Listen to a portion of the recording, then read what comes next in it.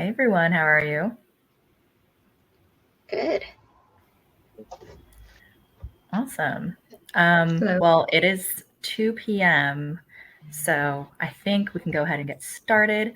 I just wanted to start by thanking everyone for joining us today, virtually and in person, for Startup Boston Week. My name is Stephanie Rowe. I am a technical product marketing specialist at Cognex Corporation, and I'll be your moderator for today's panel. Do you want me how to start and continue user research? So before we go into our panelist introductions, I just wanted to invite our audience to send any questions in the chat throughout today's conversation. We'll also leave a couple minutes at the very end for any questions that we may not have gotten to beforehand. But with that said, I wanted to give our panelists the opportunity to introduce themselves, and then we can dive into our questions for today. Felice, would you like to start us off with your introduction? Yeah. First, hello everyone. I can't see anyone, but it's exciting to be here. I'm Felice Ling. I am the user research lead at Motional. Motional is a company that is working on self-driving car technologies, and we're based in the Seaport area. Before that, I've worked with various startups and have worked with consultancies. I've also worked with various startups and various clients. My background is in cultural anthropology, so I approach this from a very deep background in the social sciences. Great, thank you. Jordan, you want to go next? Sure. Whenever I click unmute, it takes a long time, so apologies. My name is Jordan Bonds, and I just last week started a new job as the Director of Product Strategy for the Ignite Group at Thoughtbot. But prior to that, I have been a startup founder a couple of times. I've been a early hire at a couple of other startups, and all told, I have worked on about 20 different products over the years in a sort of product strategy capacity. Before that, I was a front-end engineer for a long time. So that's how I come to this work from that direction. Nice. Evan, you want to go next? Of course. Can you guys hear me? Yes. Yep. Mm-hmm. Awesome. Good afternoon, everybody. My name is Evan Jackson. I'm one of the co-founders at IntisCare. Really, our focus is creating predictive analytics platform and data analytics platforms for geriatric care organizations to help them better understand their data in order to improve care outcomes for their participants and improve their organizations overall. For myself as a founder, I think really as a founder, your whole job in some parts is user research, especially from the beginning. So excited to share those insights, and glad to be joined here alongside Victoria, who also works with us and was one of our first employees at IntisCare. Thanks, Evan. And last but not least, Victoria.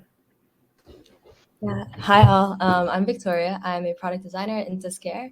And as Evan mentioned, I started off in the library and we were coding for pizza. So I come from a front-end engineering background. And I think as I continued building the product with them through the years, I got nosier and nosier into the question of like, why are we making this? Who are we making this for? How is this going to be used in their day-to-day practice? And what exactly are we supporting, especially in the geriatric healthcare space, which is such a holistic healthcare field, as well as one that's extremely community-based and works with community caregivers in such a beautiful way. I think I got really drawn to being able to work with the clinicians and caregivers that are making those changes on the day-to-day and being able to design with them and learn with them when we make these product design decisions. So that was kind of what drew me to product design and user research. Yeah, fantastic. Thank you for those introductions and everyone joining us today. With today's topic, we really want to dive into the subject of how to start and continue user research with the context of if you're going to spend the time, money, and energy into building a new feature or product, you want to know that the product is actually going to be used. But how do you go about starting user research and continuously keeping up with it as your startup grows? So for our very first question, it'd be great to hear from all of our panelists. Why is user research so important for a startup or your team and product? Victoria, would you like to answer this one first? Sure, absolutely. I'll answer it from, I guess, my experience. I've only worked on one product, so it'll just be that kind of story. But we've gotten so deep in it. So I think it's really important to do user research, especially like early on, because you're like the customers that are buying your product, especially for a B2B business, which we'll go into more later on this panel as well, may not be your like core user base. So being able to like hypothetically, like we're saying, oh, we can use these data analytics in the day-to-day of care work. All right, is it a physician using it? Is it a nurse using it? Is it a physical therapist using it? Do they have different needs that they're bringing into the software? And can we accommodate every single person's needs? Or do we have information that accommodates some people's needs better than others? And so being able to test that with potential users and being able to really see, where are they, tripping up when they're coming into our platform, and where can we design a little bit better for them to have a smoother experience and actually harness the power of the information that we can provide them. So that way we're not thinking, as we're making here, like in Providence, Rhode Island, and it's being used across the country, what we think is happening and what's actually happening doesn't have this huge divide. So I think user research is really key to making sure that that connection of what's being built and how it's impacting folks in the real world is like seamless. Yeah, definitely. Evan, do you want to touch on your perspective a little bit? Yeah, of course. I think that it's easy to get caught up in building a solution first that you think is the solution versus fully wrapping your mind around the problem. And I think that's in large part the value of user research, fully trying to immerse yourself into the problem to understand where you might have an opportunity to help solve that problem. And for us, when we were first starting IntisCare, prior to really laying down the framework of the code, we decided that it was going to be really important for us to live the problem. So I think our perspective on user research is a little bit unique because, of course, we were college students, we were juniors at Brown at the time, and we didn't have much experience working in geriatric care facilities, but we knew that we needed that experience. So before laying down that code, we decided to leave school and work full time in these geriatric care facilities so we could really get to understand what are the challenges that the nurses face, what are the challenges that the administrators face, and what are the challenges that ultimately the patients and the older adults face. And we felt like without fully understanding, living and breathing that problem, there was no way to build a solution that people would want, that people would use, and that people would feel like really addressed their challenges. And so I think that it's important because that became the framework of our business, understanding those challenges. And I think as you go out and go through the process of actually selling the product, which is one of my main roles now, having that understanding and being able to showcase in the product how you understood those problems and how you've done that research to build a product that speaks to them is incredibly important when trying to make the final deal. Yeah, that's amazing. You actually, put yourself in the user's experience, in the user's shoes to get that research. That's amazing. Jordan, do you want to also touch on this? It's kind of a hard thing to answer because it's so foundational. It's sort of like, I feel like someone would have to make a pretty compelling case to not talk to your users. Like, how do you know that what you're building is valuable and to whom? You gotta talk to people and you gotta look at both the qualitative and the quantitative data from how people are actually using the product to what they're saying about it and what they're saying about their lives and the pain points that they have in their lives. Because your product really does exist inside of someone's whole life or their job in a way where you need to know what happens in their brain before they think to open your app or pick up your hammer or whatever it is that you've made, and then what happens afterward, right? So it's like there's that everything exists in context, and if you don't have that context, it's just really pretty impossible. It's impossible to build something useful and valuable, and if you do, you did it on accident. So that was lucky.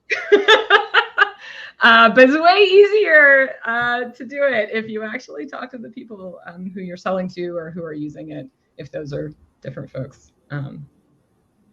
Yeah. Nice. I also assume if people are on this panel or attending it, they probably are already on board with the value of doing this. For sure, for sure. And we'll dive more into this topic, of course, with our following questions. But Felice, yeah, do you want to give your kind of answer on this question of why user research is so important for a startup? Yeah, and I really like the answer of, like, especially given the context of this panel, it seems obvious, but then if we look into maybe the people we've worked with and the product that we've worked on, there's a lot of assumptions I think that people hold that they don't realize are assumptions. To give an example, I have motion sickness, and I assume everyone has motion sickness. And I've worked with colleagues who have no motion sickness and assume nobody else has motion sickness. And that impacts, if we're working on something that involves just the experience of motion sickness, making sure that assumptions don't become unexamined, and examining them is really the point of user research and surfacing what those are. To give it another example, I had worked previously on a B2B project, trying to understand how consultants and employees at a big management consultancy work together. And if you're a specific role, you understand how you communicate with others in that context, but you don't necessarily know how your colleagues communicate with each other. And you can assume a lot about that, but without user research, without someone coming in from the outside who maybe doesn't have a stake in how these teams work together, it's really hard to really truly understand how, what those contexts and what those assumptions really are. So I think user research is important because we're all humans and we all have shortcuts to understanding things, and it helps us unearth what those assumptions are. Yeah, definitely. And I know this is a very broad, high-level question, but maybe you can narrow it down. Evan and Jordan, I know this might be a difficult question, but I'd love to hear from you guys specifically on what you think are the top 3 questions user research should answer for your product or company.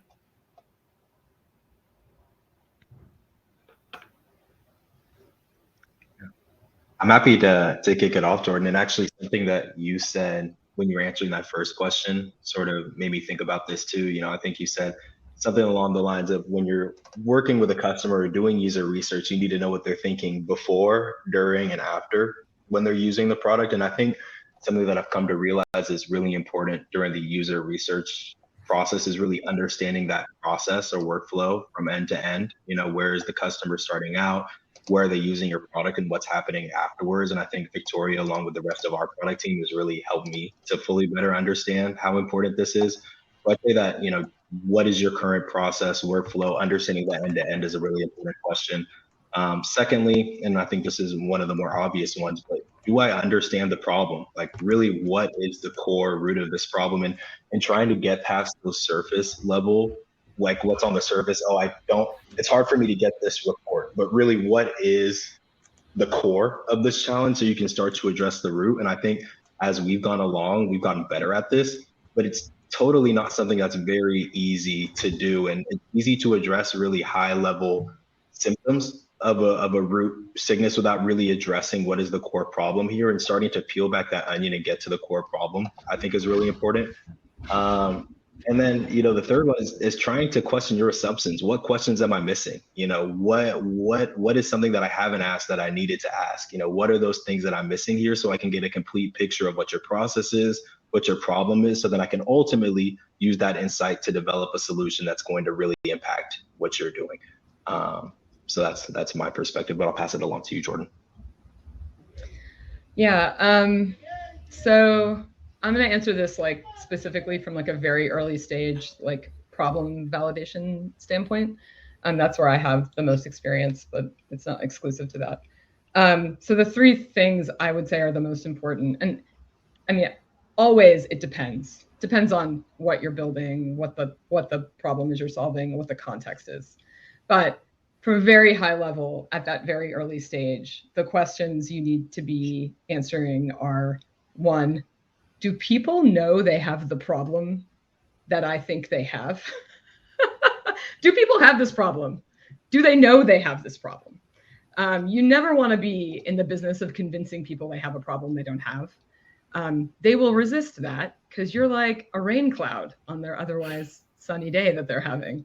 You just show up and are like, isn't this terrible? And they're like, no. I was happy and fine until you showed up, Raincloud. So like, do people have this problem, and do they know they have this problem, right?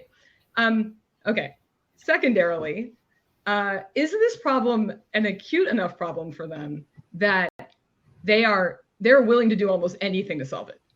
Okay. And this is like, I think there's like a metaphor people typically use for this, is like, is it a vitamin or is it a, what do people, you all know this? Is it a vitamin or is it a medicine? Like, is it solving a problem or is it just like a nice to have thing that might be making you feel better in the future? And if it's a vitamin, like, get out. No one's paying you for a vitamin. Like, that's not happening. So is the problem acute enough that they are willing to pay to solve it? And if so, they're probably already solving it somewhere, some other way. So that's number 3. How are they currently solving this problem? And that's where you dive in. You really get into the substance of where the opportunity space is here. And with a lot of, so I work mostly in software, and with software, often they're solving this problem with some combination of email and spreadsheets. Your competition is almost always email and spreadsheets, and some fancy workflow that people have come up around that. So you need to be solving it better than whatever that is, right? So those are like really, if you're starting at the very beginning, and this is a very specific way, sort of set of questions to answer with user research, much later when you have a mature product and millions of users, there's like a different set of things you're going to be asking them probably, right? But for the space that I tend to work in, these are the upfront questions you need to answer. Got it. Yeah. And, when trying to answer all those questions, things sometimes don't always go as planned. Are there any mistakes or shortcomings of user research you've personally encountered that product and design teams should maybe be aware of? And Victoria and Felice, feel free to jump in on this too, since you guys have experience here as well. But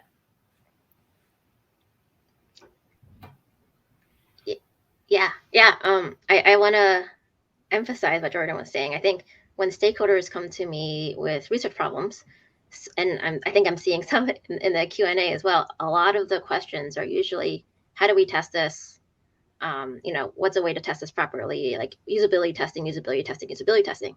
And then especially with startups, and especially even with products that don't exist out in the world yet, to Jordan's point, are we actually solving a problem? And how are people solving it today? And then what does the product add or change to that? So I think that's a common pitfall. It's easy to test, but testing. My favorite analogy, it's from, have you all heard of the burnt pizza analogy? That's one of my favorite analogies when it comes to, the idea is if you're trying to make the perfect pizza, the perfect burnt pizza, and you go out and you test the pizza and you like throw pepperoni on it, throw mushrooms on it, but you don't even know if the people that you're serving it to if they like pizza, but you're trying to make the best pizza. So there's a mismatch there, and user research is meant to align that mismatch, at least at the beginning. Yeah, that's how I was going to answer that question, which is like one of the biggest pitfalls is to not be talking to your user really. Go in and do a bunch of research on someone who like actually doesn't have this problem and probably wouldn't buy whatever it is you're selling. And so whatever results you get from this are like, I mean, they can actually harm your ability to make decisions, frankly, because this might not be the person you need to be asking. That's a huge pitfall. Another one is asking a lot of hypothetical questions. Would you buy this? Would you do X, Y, Z? Would you click this button? What if it was blue, right?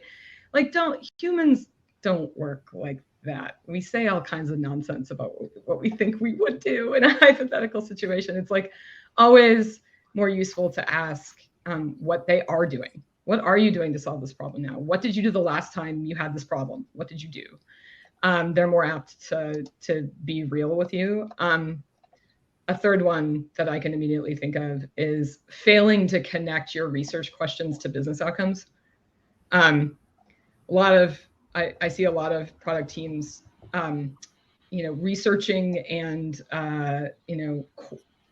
like quantifying questions that they think are standard questions product teams ask when might not actually be relevant to your product. So like daily active usage is a common metric people want to measure. Great. What if your product is like, helps people renew their driver's license? Is daily active usage from a user going to be at all valuable to you as a metric? But that scales to questions too, which is just, there's like a, you can roll up and ask a lot of questions that don't have anything to do with whether or not your product is going to be successful in the market. And so it's like always, ask yourself, why do we want to know? And what are we going to do when we find out the answer? Because if you can't answer those questions, then like what, you're wasting everybody's time, including your users. Yeah, and I kind of want to reiterate what Felice and Jordan have said. Like early on, I think we would, have an idea, or like we would have a hi-fi design, and we start trying to do user testing in the early stages before we really understood what user research could do and what it should be. And we would ask, would you use this? Do you like this design? And people would be like, yeah, of course. Yeah, you're going to give me something new. It's pretty, especially because we were testing with hi-fi designs. It's colorful. It's like modern, sleek. Like people are like, yeah, nice. And then we were seeing like, we've given them this product, but are they actually using it in their workflows? Not to the extent we expected them to. And I think that was a big learning moment for us of like, I think my current, like someone we just added to the team calls it the mom effect. Like people will say that they like your product because they want to make you happy. Like they want the conversation to be enjoyable for both people. And unless they're like extremely close to you, they feel comfortable around you, or they have to give personal investment other than like 15 minutes of their time to like actually say they like it and will use it, then they're going to like try to just make you happy. So something we've learned is like, if like one, to stop user testing with hi-fi designs, and then to also looking specifically like at what they're doing now. I think really to hone in on Jordan's point of, if it's a big enough problem, like they will have solutions that they're doing no matter what, no matter how much time it takes. I think for us, we also work, with software. So a lot of times the products we're making are saving clinicians time. So we're able to see like sometimes they will be in Excel for hours, and that takes them away from like the participant face-to-face work that they want to be able to do with most of their time. And instead they're in Excel trying to figure out whether or not the intervention they did had an impact, had a clinical outcome. But that's something we can do as a software, but being able to see the work and the labor that they're putting into that validates for us that that problem is big enough and useful enough for us to be solving for and working with them to solve for. I think another thing that a question I wish we had asked earlier was, even if we're saving people time, like that's, that is one benefit, but what are we supporting? Like if we're giving them that time back, what are they going to do with that time? Because at first we were giving people really nice graphs, like great analysis, great trend lines. But what they really needed was seeing data that they could affect and seeing information that would change the way they act and behave and decide like what is the best decision to be made for this participant right now. So it was not just about like saving them time. It was also about how do we give information to support that time to be used in the way they want it to be, in the way that it should be used. So I think those were some key points that I wanted to touch on. Yeah, great. That was all great. Thank you. I guess now to dive in a little bit further, I think we're all curious as to how someone would actually go about starting their user research. Maybe Felice and Victoria, could you both provide some examples of frameworks to follow that have worked for you at IntusCare and Motional? And I'd encourage the audience to share any successful frameworks they've maybe followed as well in the chat. But yeah, let's start with Felice. Yeah, the more and more mistakes I make in my career, the more I learn the importance of this first step in starting user research, which is really aligning with stakeholders and trying to understand what are everyone's questions, what's everyone hoping to get out of it, and then realigning it perhaps with to the question of sometimes stakeholders wanting to test versus maybe the more strategic decision is to do research to understand the value prop, like working to align with stakeholders upfront. And then once we understand what people want to learn and why they want to learn it, to Jordan's point earlier about the business objectives, connecting it so that we can create a research plan that that hits everyone's goals, or at least hits those key goals. And then going out there, I've done everything from like walking around the streets to find people, and like intercept people to participate in research, to going through a more robust kind of recruiting platforms to find people to interview, and then jumping into that plan. Like, interviewing isn't the only approach. There's lots of many approaches, and I'm seeing some in the Q&A here about using and moderated testing platforms and tools, all the way to going to people's homes, and depending on your product area, going in person someplace. So getting started is really about aligning, coming up with a plan, and then doing it. Yeah, I think very similar direction for me.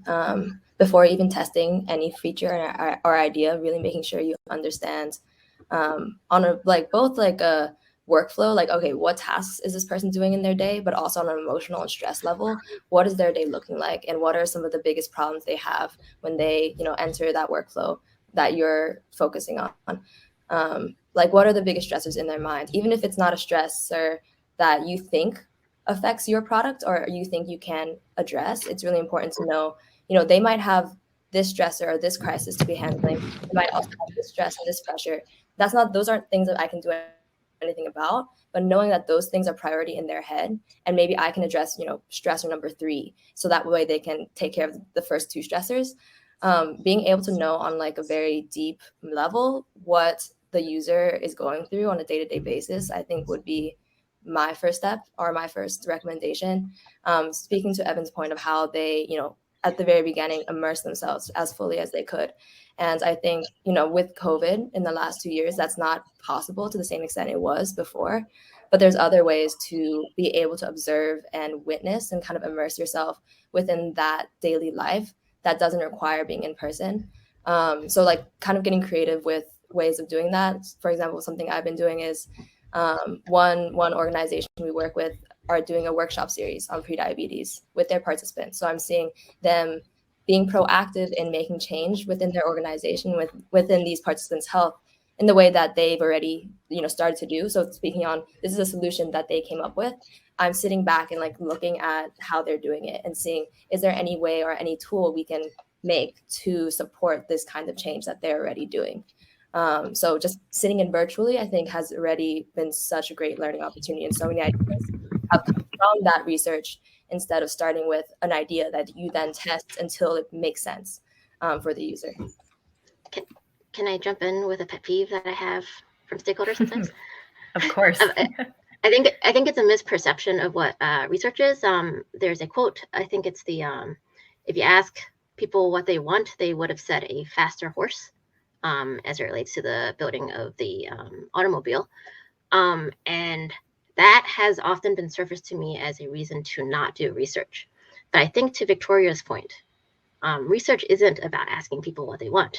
That's why like that immersion is so important, because you're not asking people to solve their own problems. You're trying to understand what are they trying to solve, and use observation and immersion and participant observation to learn and then innovate from there.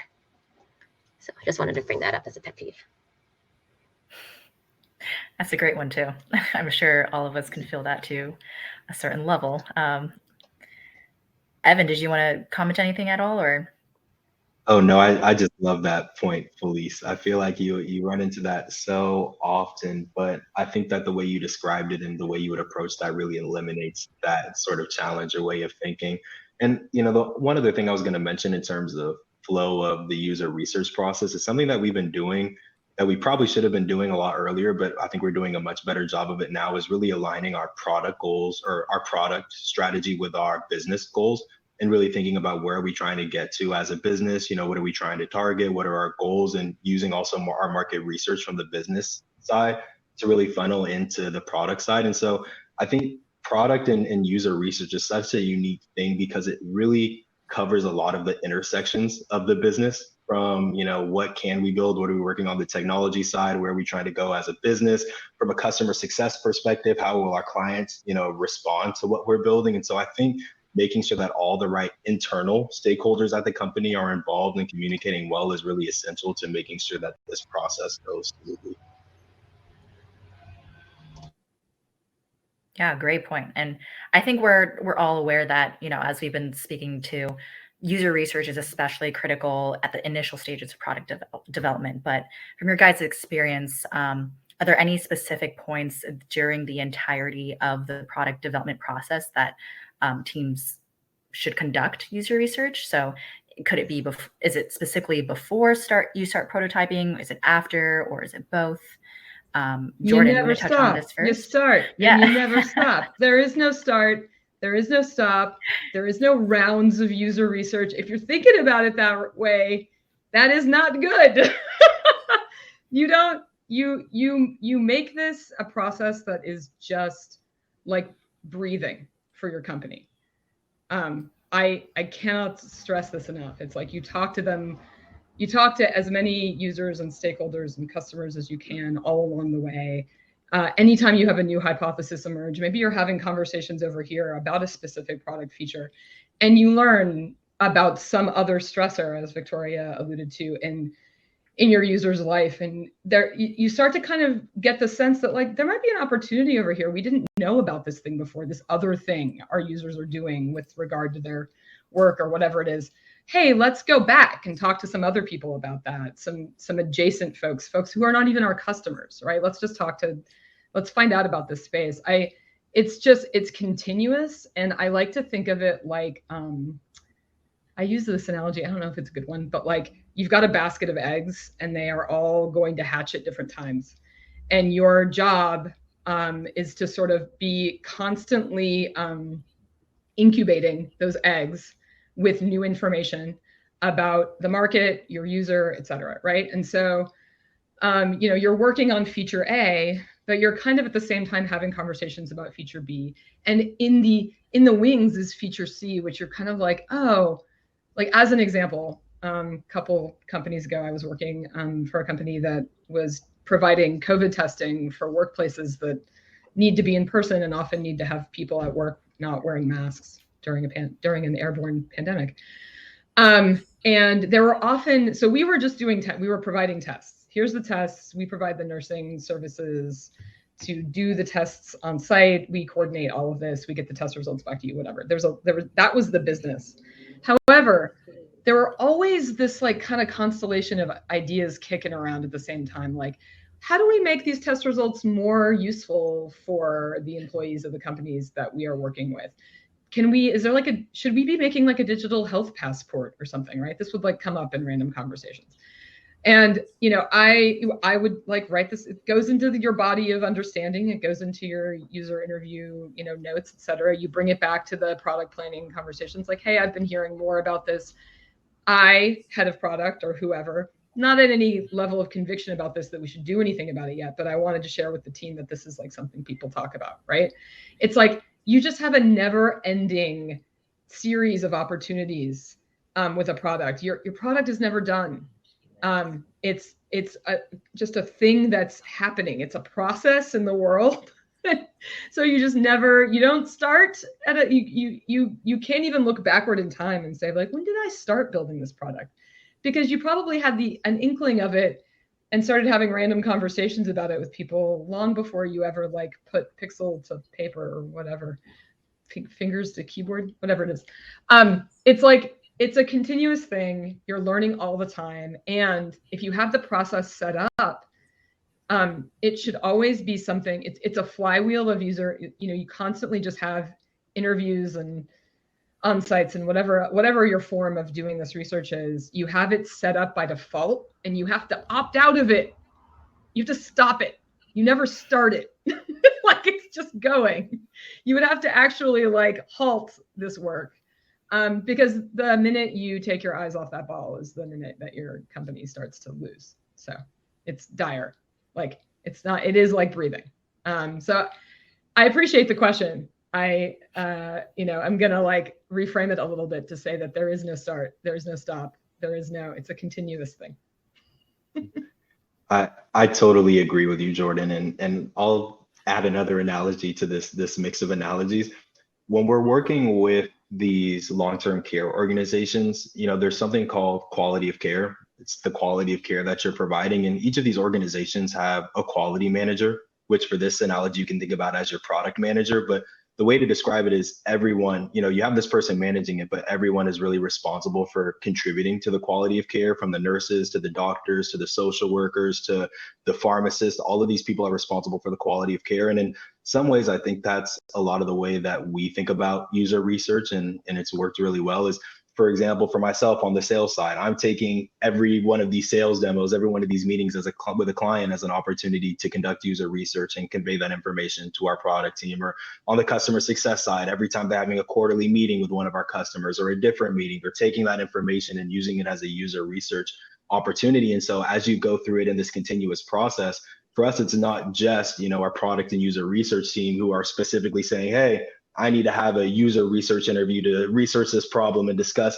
this thing, but it's this continuous flow of taking in information, relaying it to the relevant stakeholders within your own team, and growing together on your product and user research journey. So that's what I'll add to that.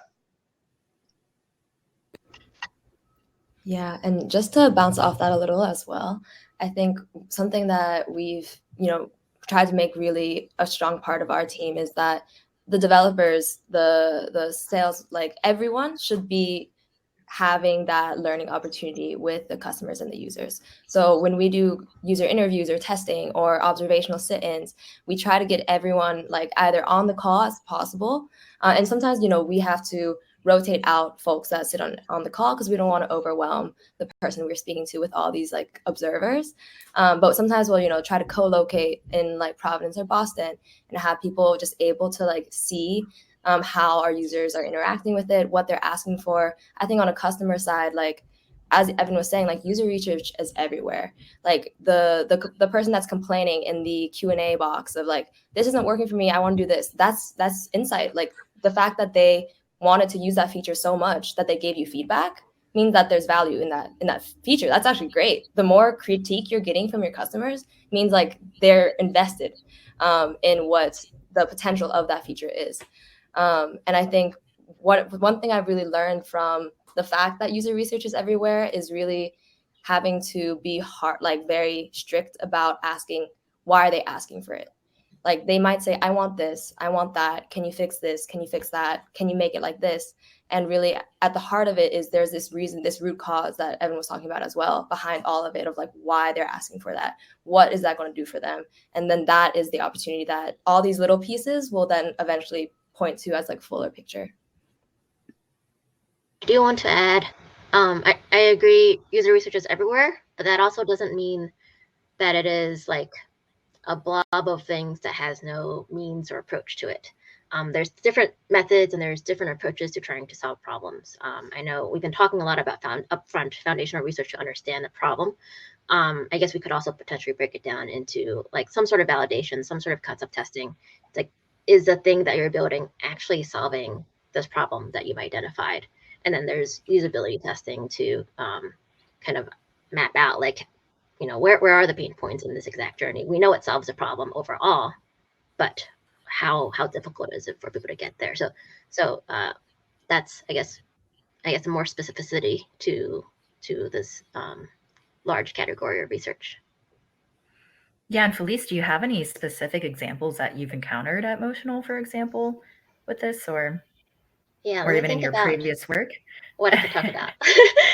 Yeah. I'm going to talk about something that we had talked about recently that I think one of my colleagues may be talking about next meeting. Maybe I shouldn't do that. I'll talk about a project that I did. Circle back around. Oh, yeah. I'll talk about a project that I had done with the city of Boston, which is, out in the public domain. And that is a project where I was evaluating the kind of the efficacy of a day shelter. It's called the Engagement Center in the city of Boston.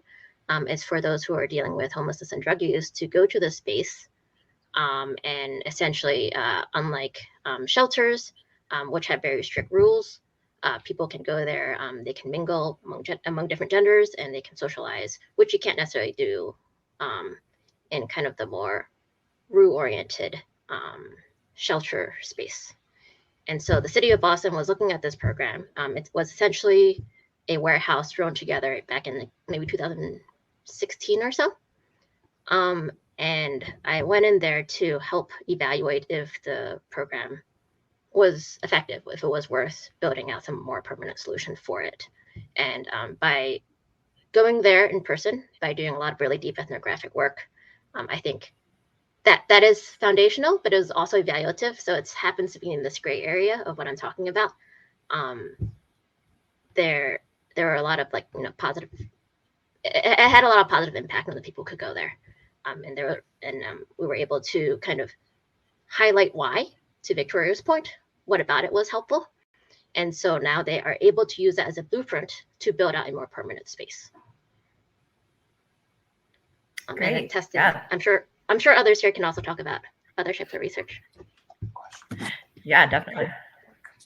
Well, one thing I'd like to add to that, especially to your point, Felice, because I think it's a really good one, because in some senses, when you think about product research and the way I was describing it and the way Victoria did as well, it can kind of sound like a big amorphous ball of where is this information going? We're just getting all this insight. And we're really fortunate to have an incredible product team whose job in large part is kind of synthesizing and taking this information that we're hearing on the ground from customers and our sales calls and our customer, success meetings, interviews, whatever you may call it, and taking that information and kind of figuring out where they want to tug at the string a little bit more. So if I hear on a sales call, for example, hey, I'm having this issue, what do you know, XYZ, and I relay that to the product team, they organize that information and they figure out, is this somewhere where we need to dive deeper into? And I think I saw Tucker asked a question on, how you stay organized when it comes to user research and where does it all go? For me, at least, it's all going to the product team, and then Victoria and the rest of our product team does a really good job of keeping track of that and diving in where we need to dive into. Yeah, and I also appreciate, Felice, you pointing us into the direction of methods in this discussion as well, because there are definitely times, I think, Evan, especially when we were first setting up the product team, if you remember, we felt like we were being overwhelmed by feedback. We were like, I don't even know what to do with all this feedback. Like, we had spreadsheets, we had like Confluence docs, we had Word documents, all with just so much feedback. And I think that's when those methods really come in to help you parse through and pierce through the noise to really get at the root things that you need to be tugging at in more focused research. So I think, everyone has their own methods. There's some really cool softwares where you can do word clouds and put all your user interview recordings in and be able to sort through feedback in that way. I think we've tried a few different softwares, but I think what we really found is at the heart of it, more than any tool that you can use, because a lot of people can recommend you different tools. I'm sure people at this panel can recommend some tools, but it's being able to hear that feedback, and through time, kind of what Jordan was saying, there will be certain themes that start popping up and certain features and ideas that you have almost as eggs on the burner. And if a feature, an idea, and a problem seems to look like this, and then you get some feedback maybe from Evan calls us oh, we heard this, oh, that bolsters that egg, that we're going the right direction, or oh, wow, that actually contradicts a lot of things that we assumed for feature A to be successful. And now we have to rethink that feature. We might have to think, okay, does that feedback we heard change our understanding of the problem? Does it change our understanding of the solution? Does it change our understanding maybe of the targeted user? So trying to, as almost a continuous process, being able to synthesize feedback into directed research. And then I guess also to be more specific, when we're thinking about targeted research methods, we're thinking about validation testing, assumption testing.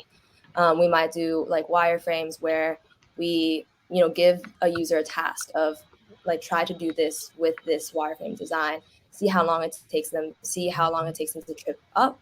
And also thinking about methods that we can ask them to use it in a meeting. Let's say we're making a meeting feature. Can we ask them to use it to facilitate a meeting? And suddenly the question of would you use this becomes will you use it? And can we observe how you're using it and what roadblocks either the design or the idea itself is presenting when you're seeing that live in practice. And the thread picks up from there, which is then you deploy something and then you say, did they use it? Are they using it? Who's using it? How often are they using it? And then, like, to kind of piggyback off of this, you kind of you cycle back in and say, all right, new set of questions. We've learned, we did a bunch of research, we did some wireframing, and we talked to more people. We actually implemented something, and now we're seeing what the data is from that. And now we have new questions, because this didn't go how we thought, because it never does. And like, you need to go back, and maybe it's maybe some faulty assumption that you made, or it might be that like something else shifted out there in the world.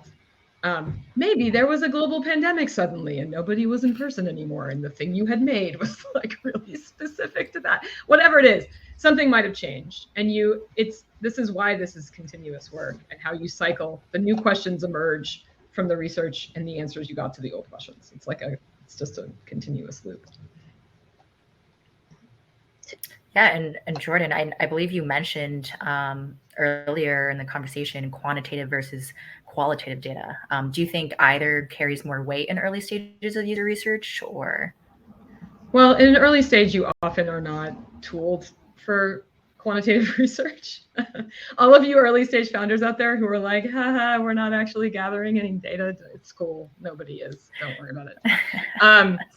Like, whatever, it takes a long time to get to a place where you either have enough users for the information you're getting from that tooling to be statistically significant. Like, that takes a long time.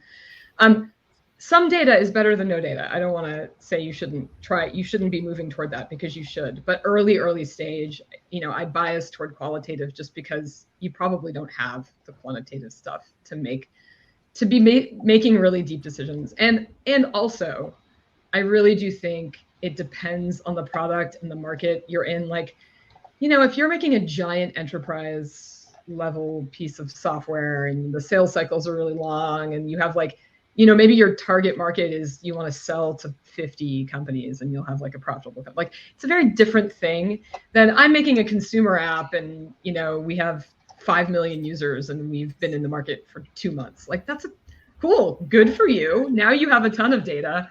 That's a completely different setup, right?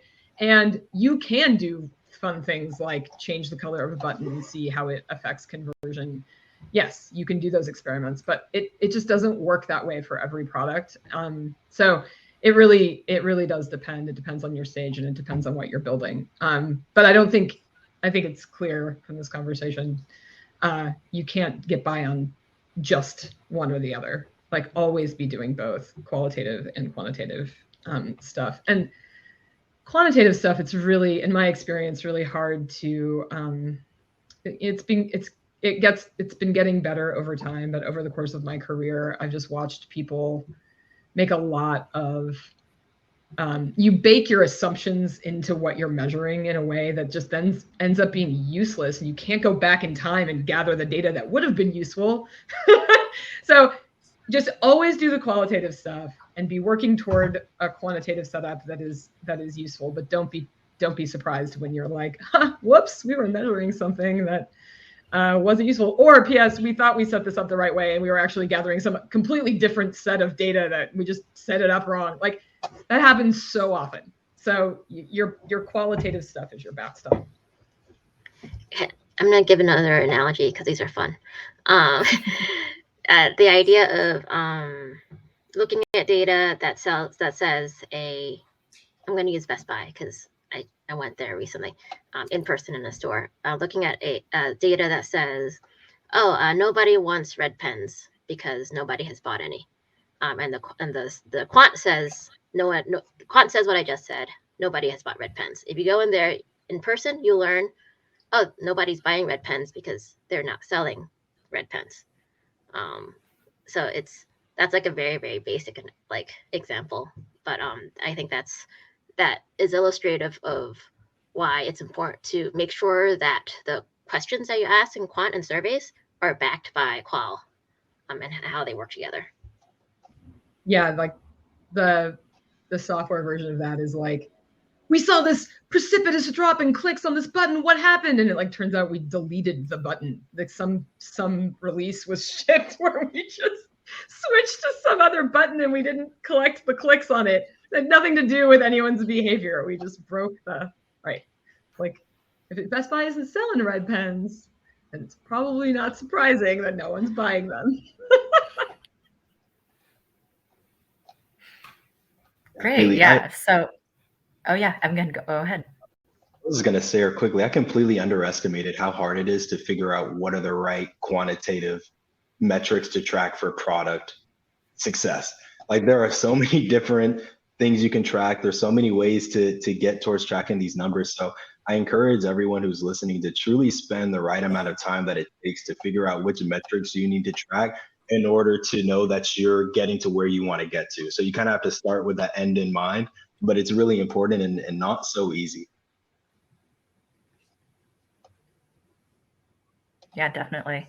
I did want to leave ample amount of time for questions that we've gotten in person as well as in our Q&A chat. So I think I'll start with some in-person questions. Shaheen, I know you have the microphone, so if we can start with our first question, that would be great.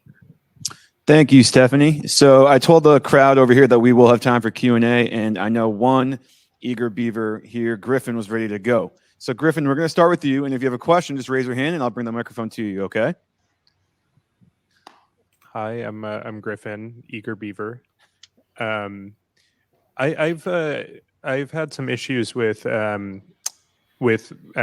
fairly low response rate when we send out questionnaires to our customer base. I was wondering if you guys have any tips on creating, increasing respondability essentially in questionnaires.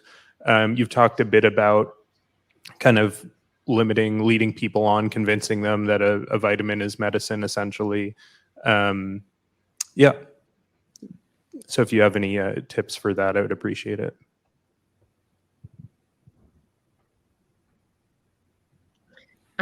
Always really depends.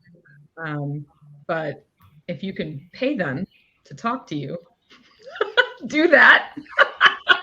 That's one tip I would give you. Say like, we're going to do a drawing of respondents to the survey, and we'll give the person who wins the drawing like $100 Amazon card or something. Just something that signals to them that you mean business and you value the time they're going to take to fill this out. Just give them something. And add, if you're sending out questionnaires, maybe also consider recruiting a smaller sample of them and paying that smaller sample of people a lot more to interview and get some more in-depth information. That's more of my experience in terms of recruiting for in-depth conversations. Yeah, and I think to add to that is it depends on, of course, what you can offer and what your team can offer. But if you can't offer gift cards monetarily, think about like if this target user group might have other needs that you can meet. Like let's say they want data analysis. Can you offer some just data analysis of their Excel spreadsheets? And that could also actually help you understand their problem area a little bit more deeply, while also giving them some investment to help you out and for you to learn as well. That just made me remember, I don't know what kind of survey you're talking about, but it's big enough, and it's you can frame it like almost like a industry insights, and like if you fill out this survey, we will send you the report, the high-level report about our findings. Like people actually love that. If that applies, it might not apply to your situation, but another approach. Yeah, there's someone left in the comment a really good thought. Jen said, are the surveys really the correct tool for what you're trying to achieve? So to that end, really look into what that question might be.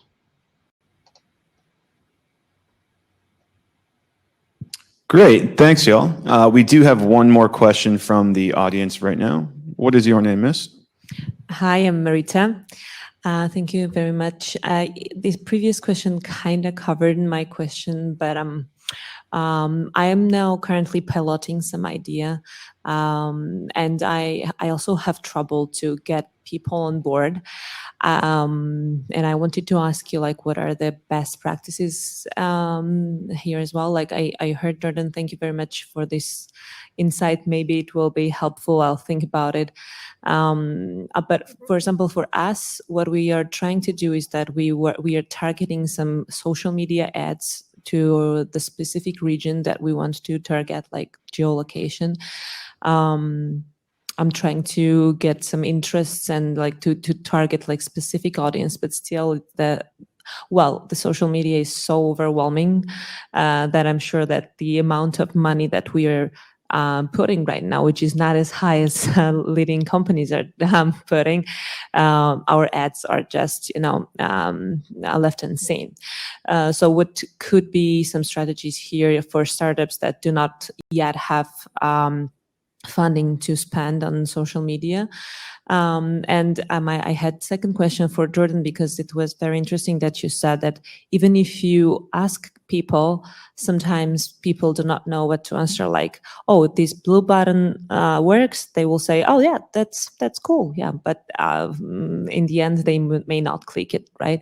So are there any tools, like specifically, I don't know, some clickstream analysis or some kind of tools that you use in order to get what people really like, or it's just for you, I don't know, some one-on-one sessions with clients, or how you do it before it goes out to the audience? Like, I understand when it goes to a broad audience, then market tells you what to do. But before that, when you have to ask very limited amount of people.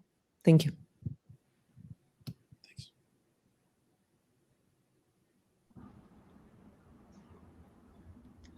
Okay, there was a lot in there. I think Victoria was the one speaking to the prototype testing stuff, and so I'll maybe leave that to her to answer. But as far as if you don't have a ton of money for like social media, this is actually interesting because I've done a lot of sort of market validation kind of user testing, which again is like a different sort of thing, but I think that's kind of what you're getting at. If you can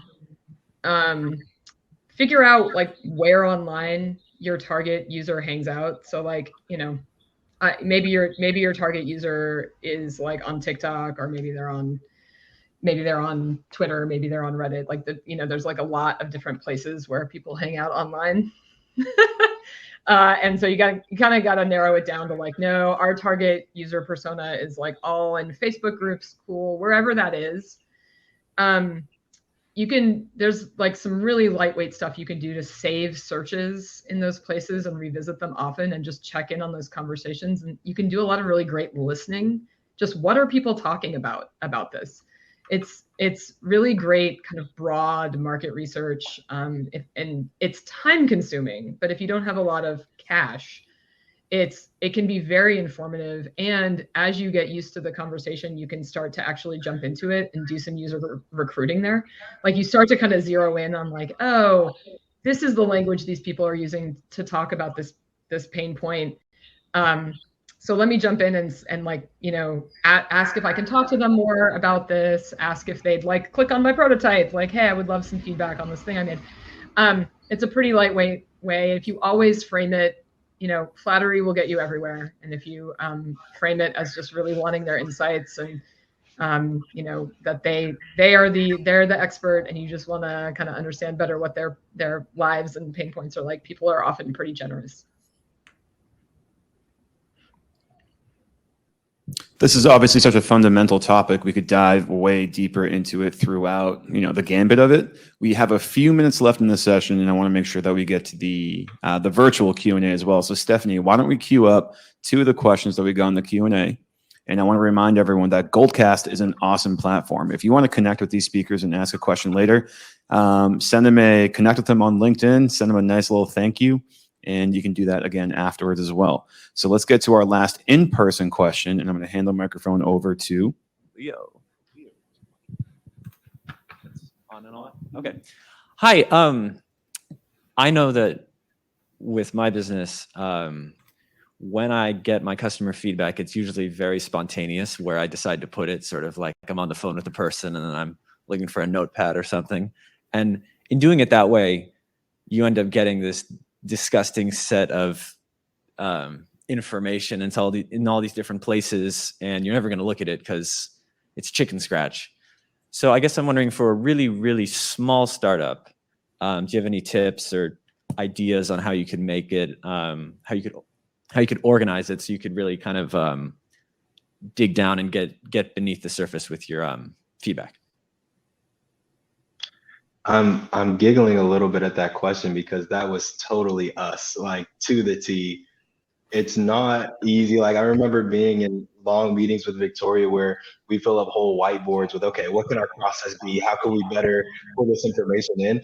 And all of a sudden, after all these different iterations, I think we finally got to a point where we've started to figure it out. But Victoria, I'd love to pass it to you to kind of talk through that process, because you guys have done an amazing job at, you know, really figuring out what would be better than the Excel spreadsheets that I was trying to put together before. Yeah, thank you, Evan. And I think it's definitely still a work in progress.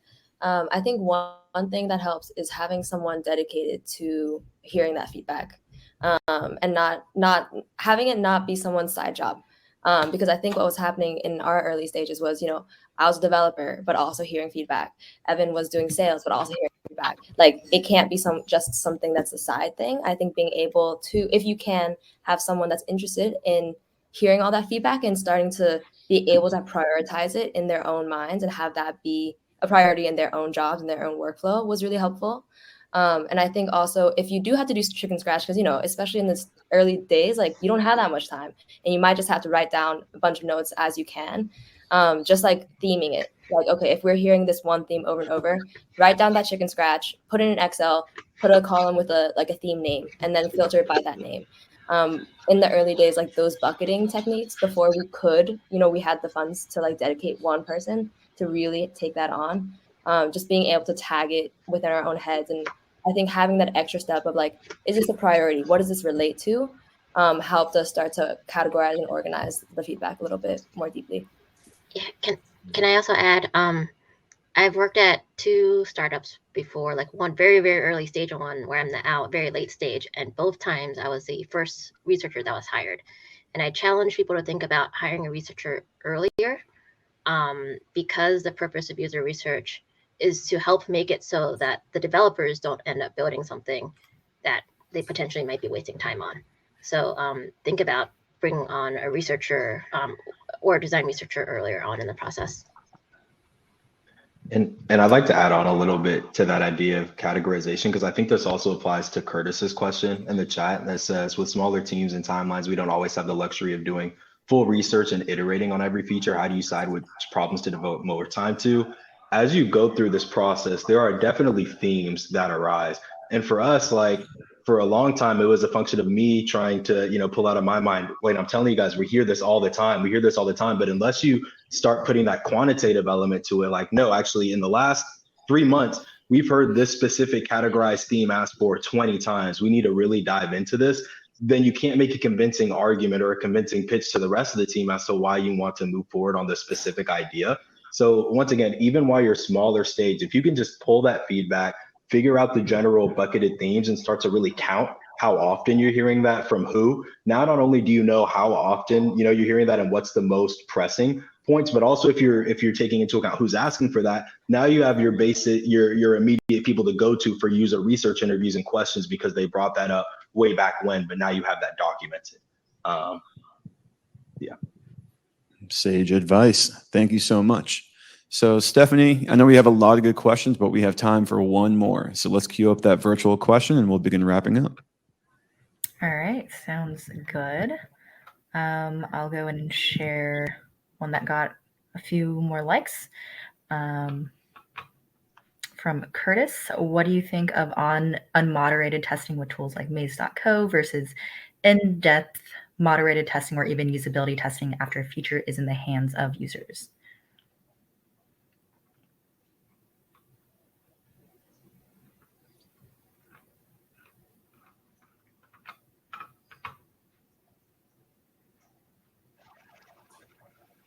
So yes, I guess I'll try and tackle this one. I think those are really helpful tools, especially after it has been in the hands of users. So this is a stage where the main problems have already been identified, and through moderated testing, and you're able to really just kind of focus on what are the actual pain points and where are all the moments of friction you've already validated, and that the concept is helpful. So those are really helpful and frees up researchers' times to focus on other things. I guess the main thing is to be aware of all the data that you might be getting out of it. Great. Does anyone else want to touch on this one, or are we pretty set? Awesome. Well, I think we are a little bit over time here, but I just wanted to thank everyone for their time and attendance today, and especially our panelists who have provided us so much insight into how to start and continue user research from their own personal experiences. So I really encourage everyone to not only connect with our panelists via LinkedIn, but to also continue to attend and enjoy the rest of these the week's sessions with Startup Boston. Can I ask one more? I have a bunch of things I reference constantly with this, and I'm sure the rest of you on the panel do as well. Can we do like a lightning, what are your go-to resources for this? Because I would love to plug the things that I use really quickly. Just very briefly, there are 3 books I would highly, highly, highly cannot recommend them enough. I have them sitting here so that I can tell you about them. One of them is called The Mom Test: How to Talk to Customers and Learn If Your Business is a Good Idea When Everyone is Lying to You, which is fantastic. Beware, extremely gendered in a way that is like very uncool, but if you can weed through that. Just Enough Research by Erica Hall. This is a book apart book about user research that is like a kind of reference book that I find really useful. And Continuous Discovery Habits by Teresa Torres, which I think is fairly new, but it basically lays out how to set up a continuous user discovery process so that you are only ever opting out of user interviews and not having to like constantly opt into them in a way that feels really painful. I mean, this is just start with this one, maybe. For this topic, but I'm sure everyone else on this panel has their go-to stuff, and I would love to know what they are. I know we're going over time. Sorry. So we are actually over time, but Jordan, I saw a lot of people take out their pens and start to write that down. So that was sage input over there. Thank you for that. And I am going to wrap this session up from this point on. So thank you to our virtual attendees. Thank you to our in-person attendees for being here. The day has only, I'm going to say it's only half beginning right now. So in this room, at 3:15, we're going to have designed accessibility and current trends in UX and UI. And if you want to go over to the beautiful Mass Challenge space at 10 Fan Pier Boulevard, they'll be doing Follow the Leader, how to manage a team and create a company culture effectively. So thank you for being here today, and we're looking forward to the rest of the week. Thank you, everyone. Thank you. Have a good one. Bye.